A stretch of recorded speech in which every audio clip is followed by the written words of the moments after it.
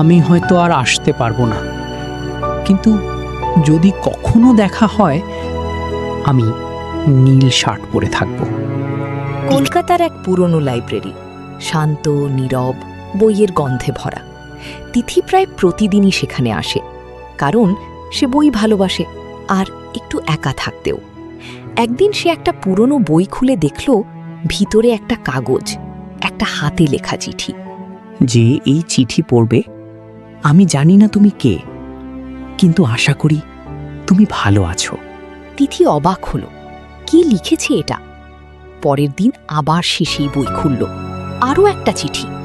আজও আমি এখানে এলাম, যদি তুমি আবার আসো। তিথির কৌতূহল বাড়তে লাগল। সে বুঝল কেউ একজন নিয়মিত এখানে চিঠি রেখে যাচ্ছে। তিথি এবার নিজেই একটা চিঠি লিখল। আমি আজ তোমার চিঠি পড়লাম, তুমি কে? সে চিঠিটা বইয়ের ভেতর রেখে দিল। পরের দিন এসে দেখল উত্তর এসেছে। তুমি সত্যি উত্তর দিয়েছো? আমি ভেবেছিলাম কেউ পড়বে না।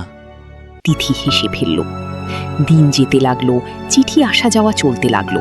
তারা একে অপরকে না দেখি মনের কথা বলতে শুরু করলো। ছেলেটার নাম ছিল আরিয়ান। সে লিখল, আমি কাউকে সহজে বিশ্বাস করি না, কিন্তু তোমাকে করি। তিথির মনটা নরম হয়ে গেল। একদিন কোনো চিঠি নেই, 2 দিন, 3 দিন। তিথি অপেক্ষা করতে লাগলো। তার মনে হচ্ছিল সে যেন কাউকে হারিয়ে ফেলেছে, যাকে সে কখনো দেখেইনি। 1 সপ্তাহ পর শেষমেশ একটা চিঠি এলো। আমি হয়তো আর আসতে পারবো না, কিন্তু যদি কখনো দেখা হয় আমি নীল শার্ট পরে থাকব। তিথির চোখ ভিজে গেল। কয়েক মাস পরে একদিন বৃষ্টি পড়ছিল। তিথি সেই লাইব্রেরির সামনে দাঁড়িয়ে। হঠাৎ সে দেখল একটা ছেলে নীল শার্ট পরে ভিজে দাঁড়িয়ে আছে। তাদের চোখে চোখ পড়ল।